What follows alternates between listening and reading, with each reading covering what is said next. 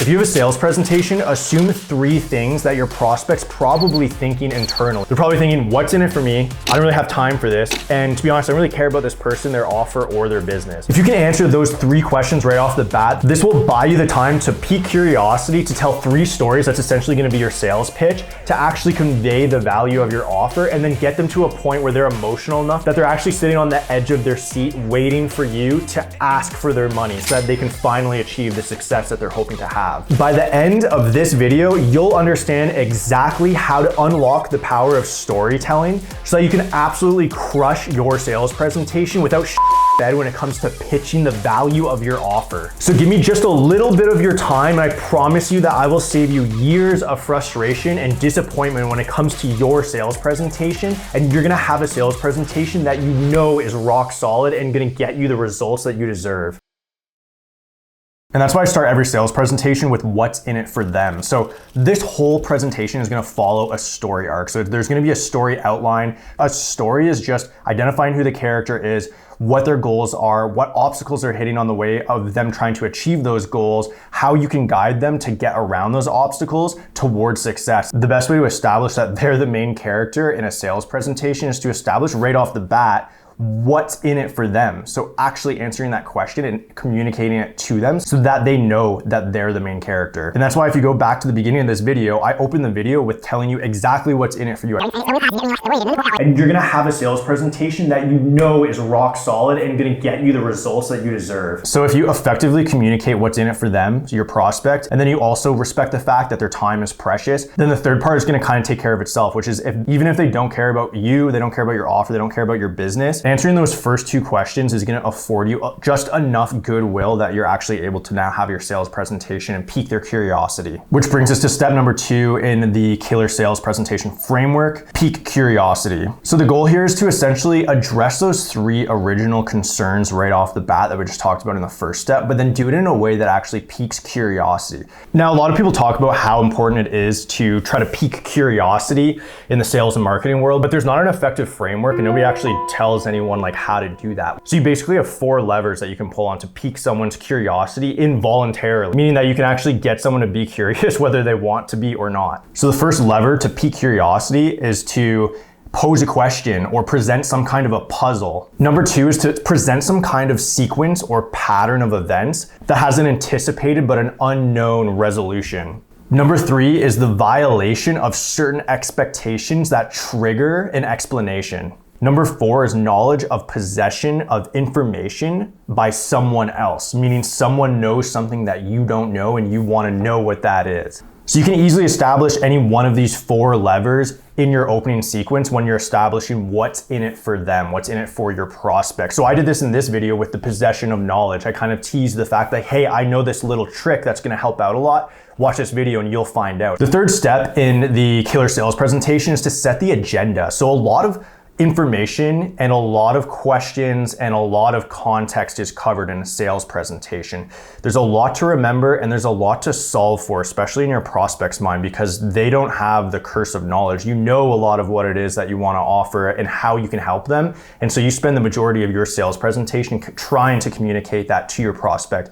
But then a lot can get lost and get a little muddy in that exchange. So the best way to hedge against that so that doesn't happen is right out of the gate, you want to establish exactly what it is you're trying to solve for in this sales presentation. And for me, that's just communicating, hey, at the end of this presentation, all I'm really trying to do is try to establish if you're gonna be more successful and you're gonna achieve your goals quicker with or without me for either more or less money. Then we know collectively we're trying to work together towards the same goal, which is simply just establishing that one thing. That's all we need to do. And this also actually creates commitment as well, because you can circle back to this later and say, hey, so it sounds like we're gonna save you X amount of money. We're gonna be able to do it in this amount of time, which is gonna actually be a lot quicker than what you were hoping to get done. So earlier when I set the agenda of this meeting, I said, hey, if we can do this in less time, we're gonna figure out if we were gonna work together based off of these outcomes. It sounds like that these outcomes are what we were hoping for. Is there any reason that we wouldn't work together? And as Robert Cialdini points out in his book Influence, people would actually rather stick to a commitment that they verbalized out loud than actually be right or wrong. The fourth part of the killer sales presentation is to simply ask questions. I really do believe that the best framework for any sales presentation is to ask questions. Most people think about this the other way. They think I'm gonna have 100 slides, I'm gonna tell them everything about our company, why we got started, why we created the offers we did, the results that we've seen, how it's worked for other people. I'm gonna show them what our mission is. I'm gonna show them the vision of the company, where we hope to be in 10 years. Nobody cares. There's a quote that I love that's, if the story is not about the listener will not listen. So that sounds super obvious and basic, but people do this all the time. The majority of sales presentations out there are just a bunch of super dry information and data without any really relevant context. And they don't point it back to the prospect and the decision maker that they're actually trying to get to sign a check, which is a huge mistake. So asking questions gives you the ability to put the customer first. Now you have a customer-centric sales experience. They're gonna be able to talk about themselves. They're gonna be able to talk about the problems, the obstacles that they're experiencing, why it's such a big deal. And then you're gonna learn a bunch of information about them and see if you can actually genuinely help them solve their problems and help them overcome their obstacles.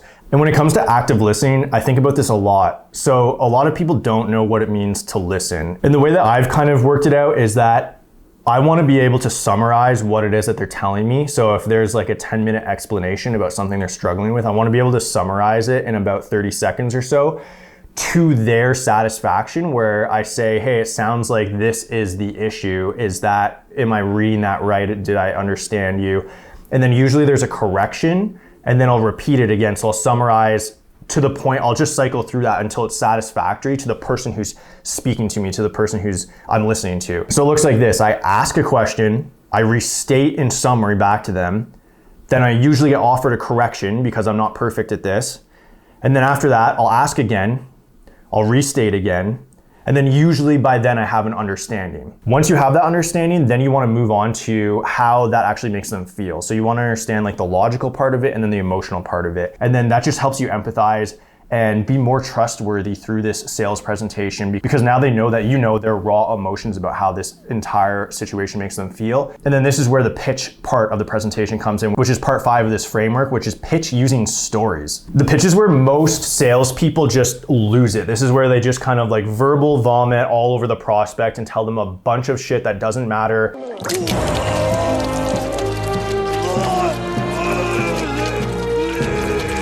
To them, because it doesn't pertain to them, it pertains maybe to me and to my business and what I want. So the best way to combat this is just by telling 3 simple stories, but it's really important not to just tell 3 simple stories, but actually which stories you want to tell. So the first one is just the proposition story. So the proposition story is just where you communicate your unique selling proposition.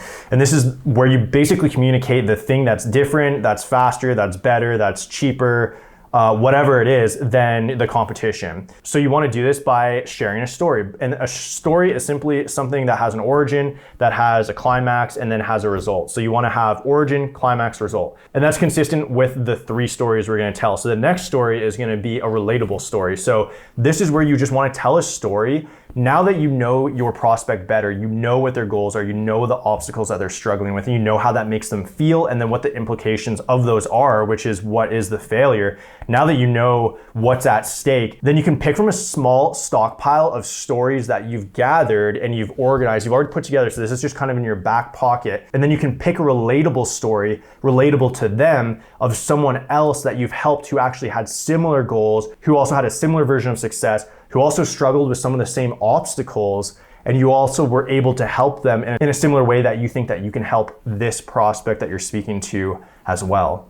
And then last but not least, you have the credibility story. The 4 easiest ways to establish credibility is through positioning, results, celebrity, and testimonials. So if you do have client testimonials, what I would do is I would recommend sharing a testimonial in a story format, like we said. So something with an origin, a climax, and then a result. And then I would find a way to sprinkle in the other 3 levers of credibility as well. So I'd find a way to, maybe you have a celebrity that is telling the testimonial, or that the testimonial is about, and then you can sprinkle on some positioning, and then you can sprinkle in some results as well. And then you're pulling on all 4 of those really easy levers to pull on to establish a ton of credibility really quickly. So you can sum up some of these stories in a single very small paragraph. It doesn't need to be an essay. It doesn't need to be a book. If every story has a beginning, the middle, the end, you have these 3 stories that all have a beginning, the middle, the end, then you are off to the races. This is the best way to engage with your customers, and they're actually gonna be captivated with what you're saying,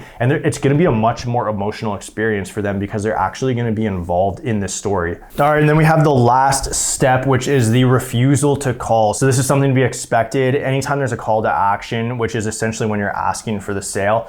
No matter how much good work you do on the front end, there's still gonna be a refusal to call. Joseph Campbell talks about this in Hero of 1,000 Faces, where you can look back throughout history, throughout folklore, religious texts, and you can always see that throughout time. It's literally embedded in the human DNA to have a refusal to the call. And the main reason for that is because we're scared of change. But there are 7 universal obstacles that you're gonna deal with. I'm gonna tell you what they are here and then how you can deal with them. The 7 universal obstacles are belief, ability, trust, fear, conflict, confusion, and timing. So when you do actually finally have that call to action and you ask for their money for the first time, you can expect one of these universal objections to come up. And if you're prepared for it, it's gonna make you more confident when you're actually asking for money, because you know that these are coming up, but you also know how to deal with them. I don't know if you've ever been in a social situation where someone makes fun of you or they tease you in some way. And then later that day you think to yourself, you're like, oh man, that was such a good comeback. I should have said this. Or I should have said that. It comes to you later, right? And then you regret it. You're like, oh, why didn't I think of that in the moment?